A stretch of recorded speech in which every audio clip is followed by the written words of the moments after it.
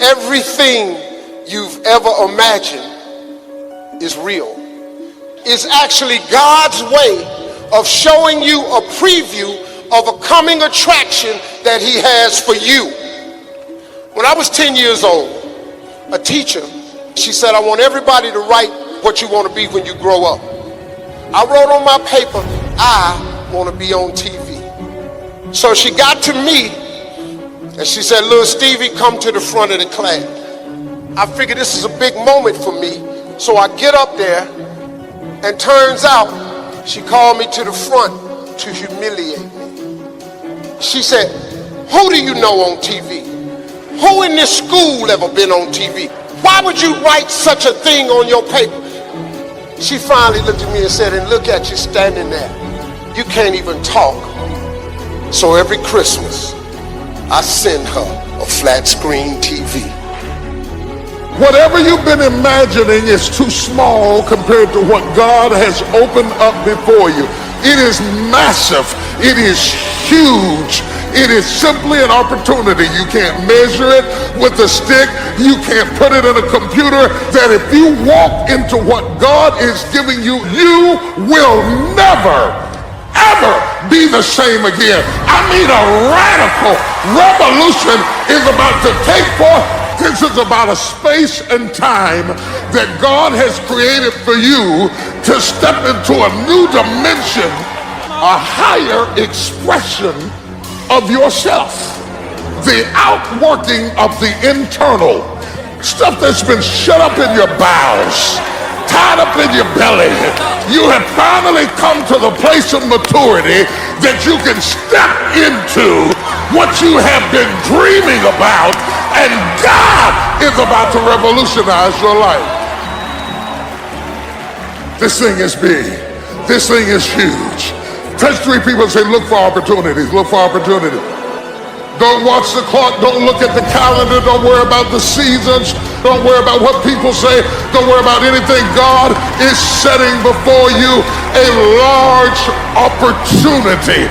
And if you perceive it, you can walk into it and manage it, and the wells of blessings and deliverance are going to flow, and it's going to start in you. It's coming out of your spirit. It's coming out of your creativity. And that's why the enemy wants you distracted, because this large place starts from a small place.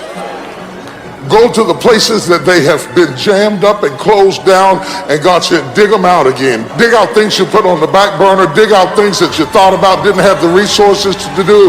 Dig it out, because out of those small places will come big things. Don't despise small beginnings. What is significant to you is that God, in spite of all the things you have been through, and in spite of all the things you have failed to do, and in spite of all the people who tried to cancel you out, God sustained you, brought you safely through, and he is about to put you in a large place. This thing is big. This thing is big. I groaned for it. I cried for it. I labored for it. But this thing down inside of me is big. I want to say this is your year, but what I need to say, this is your opportunity. If you waste the year, you will lose the opportunity. Unclutter your well. The person you're touching will die a bitter man or a bitter woman if they don't seize the opportunity of living their life to the fullest. It's easy to water down what God's promised us. Well, I don't like this job, but at least I'm employed. It's good enough. I was believing for a nice house, but I guess this apartment will do. I guess I'm at least okay. No, okay is not who you were created to be. If you're going to become all you were created to be, you have to keep a fire in your spirit, a resolve that says, I'll refuse to settle for less than what God's promised me. It may be taking longer than you thought. It may be more difficult. The good news is it's not too late. What God promised you is still on the way. What you were excited about before the delays is still en route. Now maybe the reason you're not seeing this favor is you've settled.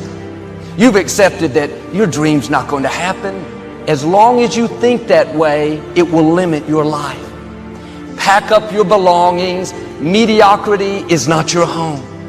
You may be there now, but that is not your permanent location. Yes, we should be content, but you shouldn't be satisfied with less than what you know God put in your heart.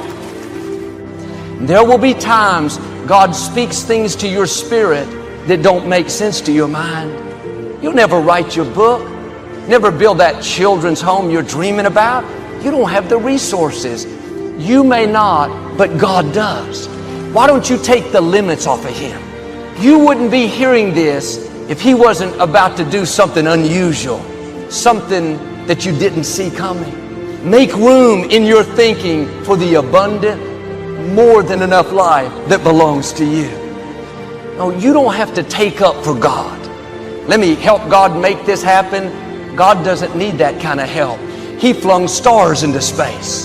He's not at a loss at how to turn your situation around. Don't reduce it to what makes sense to you. Don't let what you don't have talk you out of what God does have. By this time next year, you're going to see something God promised that you've already written off. You've settled, but you don't know what God is up to. He said, have I spoken it, and shall I not bring it to pass? God has some of these who would have ever thought blessings coming your way. Favor that doesn't make sense. What am I saying? Don't settle for a watered down version of what God promised you. There are dreams He's whispered to you in the night. Things that seem so big. Me have overflow in my finances, have more than enough. Or me be healthy, in shape, energetic. That may seem so unlikely. God wouldn't have promised it if He wasn't going to bring it to pass. Are you watering down what God promised? Talking yourself into it? Thoughts will tell you all the reasons why it's not going to happen for you. You're too old. You're too young.